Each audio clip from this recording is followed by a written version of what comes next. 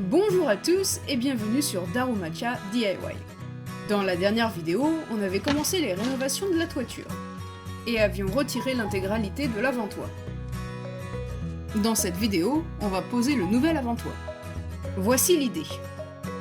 Après avoir retiré l'avant-toit, on avait remarqué que les anciennes planches étaient assez fines pour entrer dans cette petite interstice. Mais dans notre cas, nous ne pouvons pas utiliser cet espace, car nos nouvelles planches sont trop épaisses.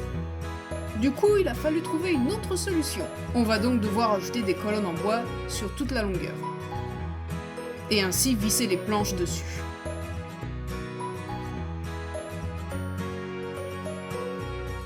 Voilà comment on va procéder.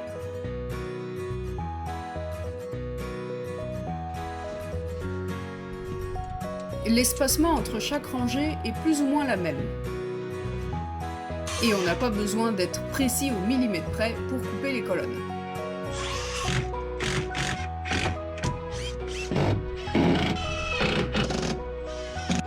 Certaines barres à l'intérieur devaient être également remplacées.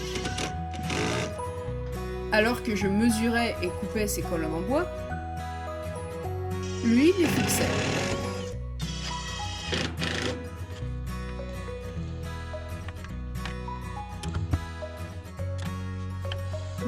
Ah, une petite pause de temps en temps.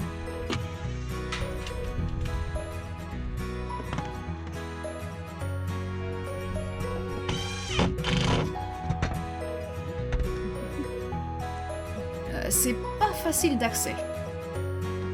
Bon, c'est sûr que c'est du boulot supplémentaire, mais on n'avait pas vraiment le choix.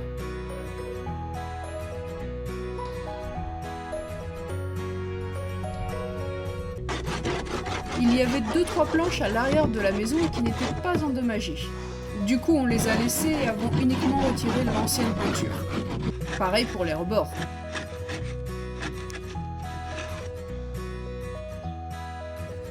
Ah oui, alors quand on est allé acheter les planches au magasin de bricolage, la galerie de la voiture, s'est cassée.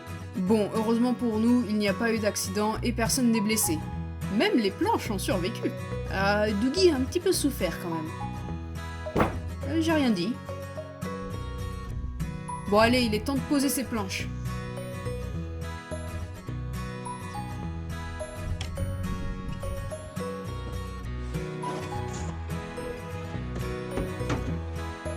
Et bien sûr, ça ne rentre pas. On utilise cet outil pour gratter les rebords et ainsi réduire légèrement la taille de la planche. Alors voyons voir...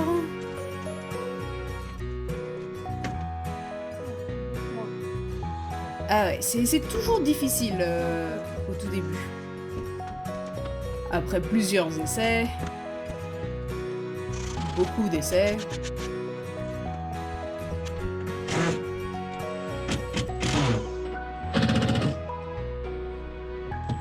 On commence enfin à comprendre le fonctionnement.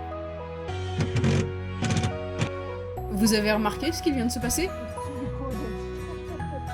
Il l'a délibérément posé sur ma tête. Et encore. Il y a pas mal de boulot à faire là.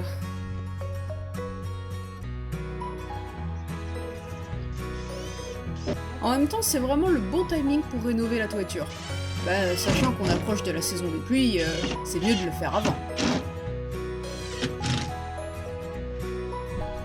En ce qui concerne les angles, c'était un petit peu plus compliqué. Il était plus simple de les poser en dernier.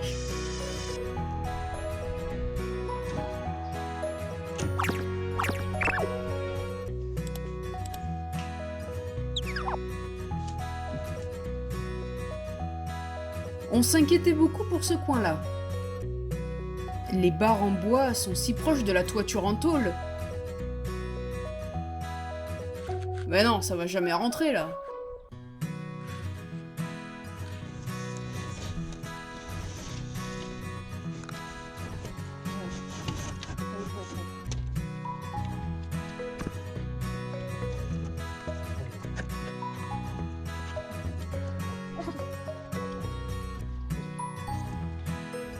En fait, c'était hyper simple.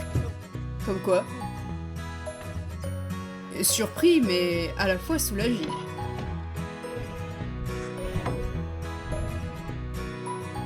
Afin de pouvoir visser les endroits difficiles d'accès, on a trouvé ce nouveau jouet. Et ça fonctionne très bien.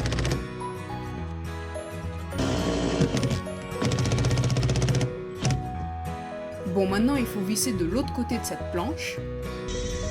C'est vrai que c'est assez fatigant pour les bras.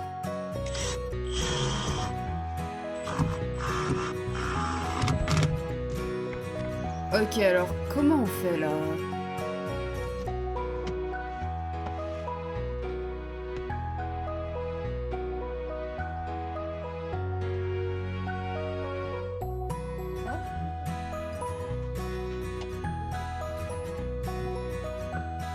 C'est les rénovations.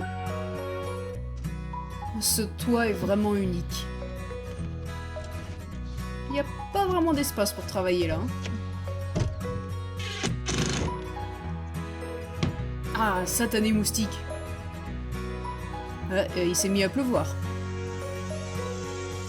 La petite fissure à l'avant va être couverte d'enduit, donc ça se verra pas. Oh, c'est bon, toutes les planches sont posées. On passe à l'enduit. D'ailleurs, sur la boîte, c'est écrit pâté. Enfin, pour moi, ça a une connotation totalement différente, mais... bref, donc maintenant, il faut poser l'enduit entre les planches et sur les vis.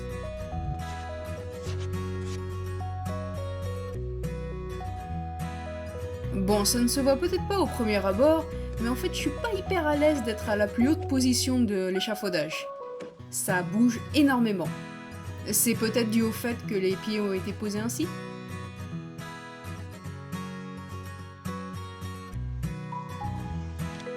Certains espacements sont volontairement plus importants. On devait respecter la structure de base de l'avant-toit. Sinon, on n'aurait pas pu poser les planches correctement et on aurait eu du travail supplémentaire à faire. Donc laisser cet espace était la solution dans ce cas précis. Et mince, le pot d'enduit est tombé par terre. Bon, dans l'urgence, je me suis dit quelles étaient mes options pour aller le récupérer. Alors au début, j'ai essayé de savoir si j'avais des super pouvoirs, sait-on jamais, mais non, j'en ai pas. J'avais la flemme de faire tout le tour de l'échafaudage, de descendre, de m'accroupir, bref. Du coup, je suis descendue par là, mais c'est très étroit. Pourquoi est-ce que ça tombe sur moi? J'aurais dû partir en vacances. Je devrais peut-être partir en vacances. Il faut que je parte en vacances. Ok, allez, on est reparti.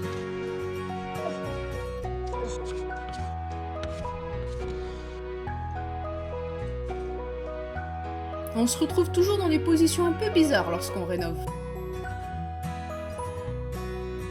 Et voilà, l'enduit est enfin posé. Pour fixer l'espacement entre les rebords, on s'est dit que mettre l'enduit n'était pas une bonne idée. On doit avant tout remplir l'espacement avec ce truc blanc là, ce qui va créer une sorte d'étanchéité que l'on va reboucher avec du mastic. Et ça fonctionne très bien. L'avant-dernière étape. On doit appliquer un revêtement sur toutes les planches. Une quantité relativement généreuse. Ce qui va permettre à la peinture de mieux adhérer.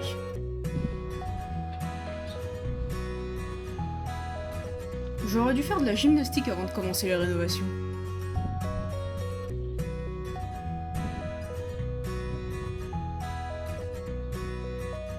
L'étape finale, la peinture. On commence par les rebords, et puis après on fait le reste. Et il faudra également passer la deuxième couche.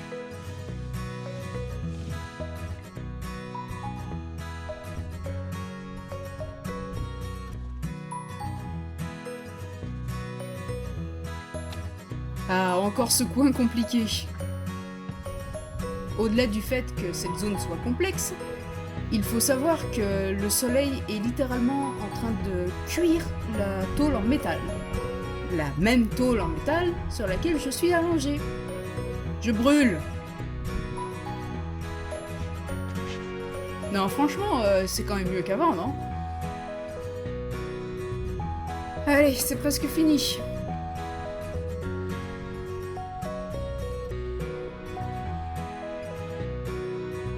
Avant. Après. Avant. Après.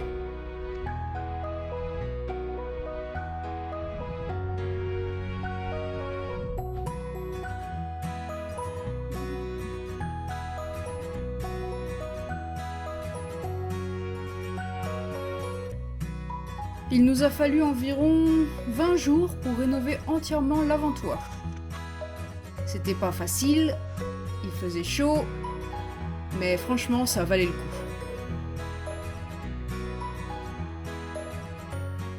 Dans le prochain épisode,